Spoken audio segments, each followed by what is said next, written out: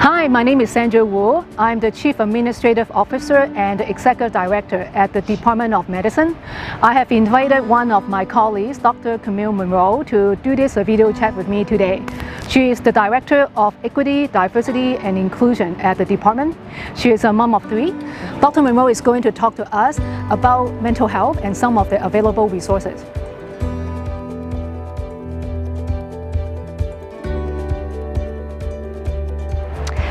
As Director of Equity, Diversity and Inclusion within the Department of Medicine, I educate as well as promote the issues within that portfolio.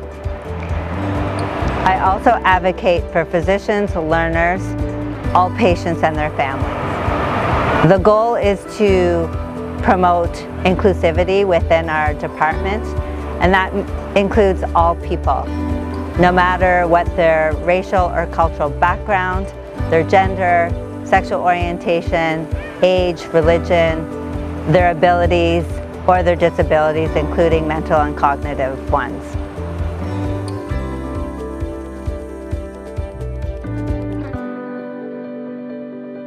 So my first question for you is, what is your personal opinion about mental health? We all have a state of mental well-being. In order to thrive, we need a good sense of self, purpose, contribution, hope, resilience, and belonging. What is your perspective on mental health from an organization point of view? From stress experienced during the implementation of EPIC to the demands and pressures of this COVID-19 pandemic, the Department of Medicine recognizes the strain and understands the importance of considering members' psychological health and safety. Mental health affects all of us, whether we know someone who's experienced mental health issues or whether we have had issues ourselves. What do you think will be the impact of current COVID-19 situation on people at large? Physical distancing and social isolation due to COVID-19 can contribute to a range of mental disorders like anxiety and depression, but can also trigger heavier consumption of drugs and alcohol and even post-traumatic stress disorder. This pandemic has caused people to feel lonely and fearful. They're not able to visit each other in hospital or in their homes. They're not allowed to hug each other or touch each other. This has all caused a lot of stress in many people. People assume physicians do not have mental health issues. Is it true? In 2018, the Canadian Medical Association released survey results that found 1 in 3 physicians experienced signs of depression. Approximately 300 doctors in Ontario were on disability in 2018, and of those, the majority were for mental illness. Statistics show that physicians commit suicide at a rate higher than the national average.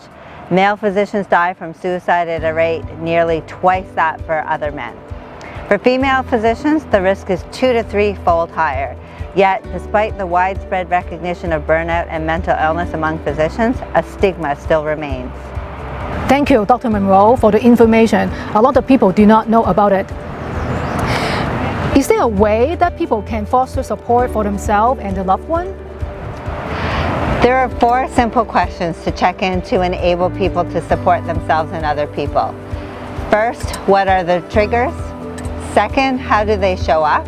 What are physical markers when we start to see mental health deterioration? Third, how can your organization support individuals managing these triggers?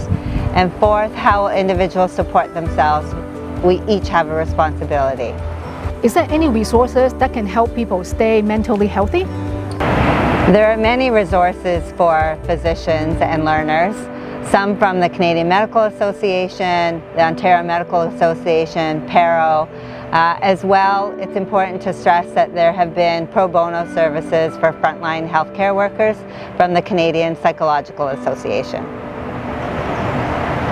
Together we can work towards improving the lives of those affected at our workplace and the lives of our patients by ending the stigma and discrimination that surrounds mental health and disorders.